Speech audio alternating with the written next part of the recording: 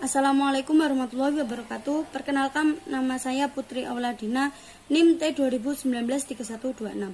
Di sini saya akan menjelaskan tentang pengelolaan sarana dan prasarana dengan pendekatan manajemen berbasis sekolah, madrasah, dan pesantren. Yang pertama yaitu pengertian manajemen sarana dan prasarana. Sarana pendidikan dan prasarana pendidikan tidaklah sama. Sarana pendidikan adalah semua fasilitas seperti peralatan, perlengkapan, bahan, dan perabotan yang secara langsung digunakan dalam proses belajar mengajar, baik yang bergerak maupun yang tidak bergerak, agar mencapai tujuan pendidikan dan berjalan dengan lancar, teratur, efektif, dan efisien, seperti gedung, ruang kelas, meja, kursi, serta alat-alat media pengajaran, perpustakaan, kantor, sekolah, ruang OSIS, tempat parkir, ruang laboratorium. Adapun prasarana pendidikan adalah fasilitas yang secara tidak langsung menunjang jalannya proses pendidikan atau pengajaran, seperti halaman, kebun, atau taman sekolah. Kala menuju ke sekolah, tata tertib sekolah, dan sebagainya. Penekanan pada pengertian tersebut pada intinya jika sarana bersifat langsung dan prasarana bersifat tidak langsung dalam proses pendidikan. Dengan demikian, manajemen sarana dan prasarana pendidikan dapat diartikan sebagai proses pengadaan dan pendayagunaan komponen-komponen yang secara langsung maupun tidak langsung. Jalannya proses pendidikan untuk mencapai tujuan pendidikan secara efektif dan efisien. Menurut Ibrahim Mufadal 2003, ada beberapa macam sarana pendidikan, yaitu ditinjau dari sudut yang pertama, yaitu habis tidaknya dipakai. Apabila habis tidaknya dipakai, ada dua macam sarana pendidikan, yaitu yang pertama, sarana pendidikan yang habis dipakai adalah bahan atau alat yang apabila digunakan bisa habis dalam waktu yang relatif singkat, seperti kapur tulis yang biasa digunakan oleh seorang guru dan siswa dalam pembelajaran. Yang kedua yaitu sarana pendidikan yang tahan lama adalah keseluruhan bahan atau alat yang dapat digunakan secara terus-menerus dalam waktu yang relatif lama. Sebagai contoh adalah bangku, mesin tulis, atlas, globe, dan beberapa peralatan olahraga. Yang kedua yaitu bergerak tidaknya pada saat digunakan. Bergerak tidaknya pada saat digunakan ini ada dua, yaitu yang pertama yaitu sarana pendidikan yang bergerak adalah sarana pendidikan yang bisa digerakkan atau dipindahkan sesuai dengan kebutuhan pemakaiannya, seperti contoh lemari arsip sekolah. Yang kedua yaitu sarana pendidikan yang tidak bisa bergerak adalah semua sarana pendidikan yang tidak bisa atau relatif sangat sulit untuk dipindahkan, seperti suatu sekolah yang memiliki saluran dari PDAM, maka semua peralatannya seperti pipa tidak mudah untuk dipindahkan. Yang kedua yaitu pengelolaan sarana dan prasarana. Pengelolaan sarana dan prasarana pendidikan merupakan suatu kegiatan untuk menciptakan dan mempertahankan kondisi yang optimal bagi terjadinya proses pembelajaran. Dengan semakin berkembangnya ilmu pengetahuan dan teknologi, maka dalam kegiatan belajar mengajar diperlukan usaha pengelolaan dalam sarana dan prasarana pendidikan. Sarana dan prasarana pendidikan pada dasarnya dapat dikelompokkan dalam 4 kelompok, yaitu pertama tanah, bangunan, perlengkapan, dan perabotan sekolah.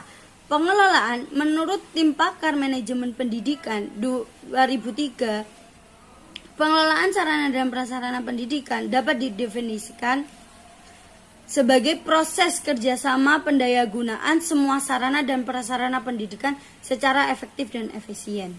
Maka dapat disimpulkan bahwa pengelolaan sarana dan prasarana adalah suatu kemampuan untuk memanajemenkan perencanaan, pengadaan, dan mendistribusikan sarana dan prasarana pendidikan pada suatu lembaga pendidikan untuk mencapai tujuan pendidikan. Yang ketiga yaitu tahapan pengelolaan sarana dan prasarana pendidikan sekolah.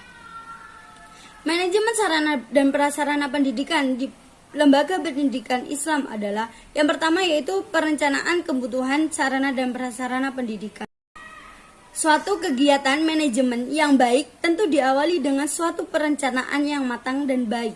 Perencanaan dilakukan demi menghindarkan terjadinya kesalahan dan kegagalan yang tidak diinginkan. Perencanaan sarana dan prasarana pendidikan adalah sebagai suatu proses memikirkan dan menetapkan program pengadaan fasilitas sekolah, baik yang berbentuk sarana maupun prasarana pendidikan, di mana yang akan datang untuk mencapai tujuan tertentu. Perencanaan sarana dan prasarana sekolah harus memiliki prinsip-prinsip. Yang pertama yaitu perencanaan sarana dan prasarana sekolah harus betul-betul merupakan proses intelektual. Yang kedua yaitu perencanaan didasarkan pada analisis kebutuhan. Yang ketiga yaitu perencanaan sarana dan prasarana sekolah harus realistis sesuai dengan kenyataan anggaran. Yang keempat yaitu visualisasi perencanaan sarana dan prasarana sekolah harus jelas dan rinci, baik jumlah, jenis, merek, dan sebagainya. Hal di atas, sebagaimana yang diungkapkan oleh Matin dan Nurhatatu Fuad, bahwa ada dua hal yang penting yang harus dilakukan ketika akan merencanakan kebutuhan sarana dan prasarana pendidikan, yaitu yang pertama menganalisis kebutuhan sarana dan prasarana yang ada. Yang kedua yaitu memproyeksikan sarana dan prasarana yang dibutuhkan di masa depan. Yang kedua yaitu pengadaan sarana dan prasarana pendidikan. Pengadaan sarana dan prasarana pendidikan pada dasarnya merupakan usaha merealisasikan rencana pengadaan sarana dan prasarana yang telah disusun sebelumnya. Setiap usaha untuk mengadakan sarana dan prasarana tidak dapat dilakukan sendiri oleh kepala sekolah ataupun bendahara. Yang ketiga yaitu penyaluran sarana dan prasarana pendidikan. Penyaluran merupakan kegiatan yang menyangkut pemindahan sarana, prasarana, dan tanggung jawab pengelola sari instansi yang satu kepada instansi yang lain. Dalam batasan ini ada dua pihak yang terlibat, yaitu yang pertama pihak sumber, yakni dari mana sarana dan prasarana berasal disalurkan. Yang kedua yaitu pihak penerima, yaitu kepada siapa pengiriman sarana dan prasarana ditujukan. Penyaluran sarana dan prasarana pendidikan meliputi 3 kegiatan, yaitu yang pertama perencanaan penyaluran, yang kedua pelaksanaan pengiriman, yang ketiga monitoring. Yang keempat yaitu inventarisasi sarana dan prasarana pendidikan. Inventarisasi adalah pencatatan dan penyusunan daftar barang milik negara secara sistematis. Adapun kegiatan inventarisasi meliputi yang pertama yaitu pencatatan perlengkapan, yang kedua yaitu pembuatan kode barang, yang ketiga pelaporan barang, yang keempat penyimpanan, yang kelima penataan, yang keenam penggunaan, yang ketujuh pemeliharaan, yang kedelapan penghapusan. Keempat yaitu prinsip-prinsip pengelolaan sarana dan prasarana pendidikan.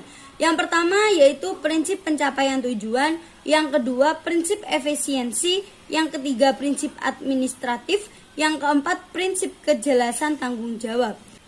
Yang kelima yaitu prinsip kekohesifan. Pembahasan yang kelima yaitu konsep pengelolaan sarana dan prasarana dalam manajemen berbasis sekolah.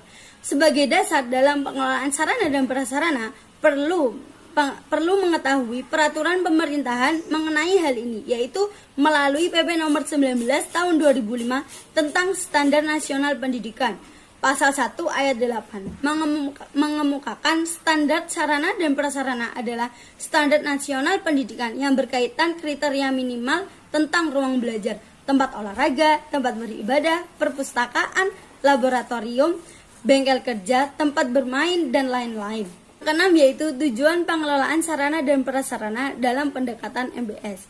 Secara umum, tujuan pengelolaan sarana dan prasarana pendidikan adalah memberikan pelayanan secara profesional di bidang sarana dan prasarana pendidikan dalam rangka terselenggaranya proses pendidikan secara efektif dan efisien. Yang ketujuh, pembahasan yang ketujuh yaitu evaluasi pengelolaan sarana dan prasarana pendidikan dan sekolah berbasis MBS. Dalam melakukan manajemen sarana dan prasarana, tentunya terdapat suatu evaluasi yang harus dikaji agar tidak terulang kembali pada waktu yang akan datang. Pada saat manajemen sarana dan prasarana berlangsung, kegiatan evaluasi berkenan dengan usaha pengumpulan pengelolaan, analisis, deskripsi, dan penyajian data informasi demi arahan untuk sebuah keputusan. Sarana dan prasarana dalam dunia pendidikan tentunya menjadi salah satu bagian terpenting selain stakeholder di sekolah. Sarana pendidikan merupakan peralatan dan perlengkapan yang digunakan secara langsung untuk kegiatan belajar mengajar di sekolah. Seperti contohnya gedung, kelas, meja, kursi, papan tulis, spidol, dan lain sebagainya.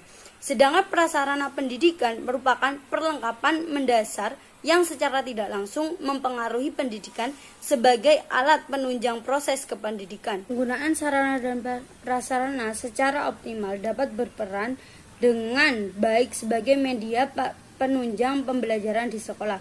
Untuk itu, sarana dan prasarana merupakan suatu kesatuan yang mendukung tercapainya kegiatan kependidikan secara efektif dan efisien.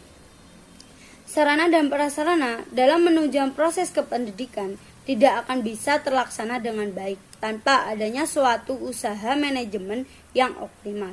Dalam melakukan manajemen sarana dan prasarana tentunya terdapat suatu evaluasi yang harus dikaji agar tidak terulang lagi di kemudian hari pada saat manajemen sarana dan prasarana berlangsung. Kegiatan evaluasi berkenan dengan usaha pengumpulan, pengelolaan, analisis, deskripsi, dan penyajian data atau informasi demi arahan untuk mengambil suatu keputusan. Kegiatan evaluasi dimaksudkan untuk mengetahui berjalannya suatu program kegiatan. Dari kegiatan tersebut dapat membantu pembuatan keputusan dalam menentukan suatu keputusan supaya dapat ditentukan langkah dalam pengambilan proses selanjutnya. Menurut Wirawan, kegiatan evaluasi dapat terlihat dari segi aspek tujuannya sebagai berikut. Yang pertama yaitu mengukur seberapa berpengaruhnya program tersebut pada dunia pendidikan. Evaluasi dilaksanakan untuk melihat apakah suatu program sudah terlaksana dengan baik atau tidak. Yang kedua yaitu mengukur standarisasi suatu program. Yang ketiga yaitu mengidentifikasi apakah terdapat program yang berjalan dan tidak berjalan. Kemudian dari hasil identifikasi tersebut akan dikaji ulang. Yang keempat yaitu mengembangkan kemampuan stakeholder dalam memberikan layanan pendidikan terhadap peserta didik. Yang kelima yaitu program haruslah sesuai dengan ketentuan undang-undang dalam suatu negara. Yang keenam yaitu menilai suatu program dalam menentukan akreditasi yang sesuai dengan program tersebut. Yang ketujuh yaitu mengukur anggaran dan dana dari suatu program agar dana dapat digunakan semaksimal mungkin tanpa adanya pemborosan dana. Yang kedelapan yaitu mengambil keputusan tentang program yang telah berjalan. Yang kesembilan yaitu mempertanggungjawabkan hasil keputusan dengan pimpinan dan pelaksana program tersebut. Yang kesepuluh yaitu memberi feedback kepada pemimpin dan pelaksana program. Yang kesebelas yaitu memperkuat posisi politik. Demikian dapat disimpulkan bahwa tujuan evaluasi adalah untuk mengidentifikasi dan menilai apakah program tersebut efektif dan efisien jika dijalankan atau justru sebaliknya. Manfaat yang diperoleh jika pelaksanaan evaluasi program adalah sebagai alat rekomendasi untuk melanjutkan, menyebarluaskan, memperbaiki, bahkan menghentikan suatu program yang telah berjalan. Hal ini dimaksud untuk kebaikan semua aspek yang terdapat pada program tersebut. Kesimpulannya yaitu pengelolaan sarana dan prasarana pendidikan itu sangat penting untuk dikelola dengan baik. Sarana dan prasarana merupakan salah satu sumber daya pendidikan yang perlu dan sangat penting dikelola dengan baik serta merupakan bagian yang tidak dapat dipisahkan dari manajemen pendidikan seperti gedung, tanah, perlengkapan, administrasi sampai pada sarana yang digunakan langsung dalam proses belajar mengajar di kelas.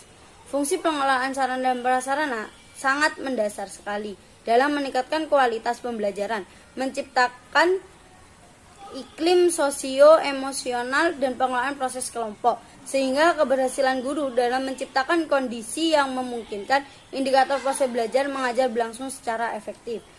Sekian dari saya. Wassalamualaikum warahmatullahi wabarakatuh.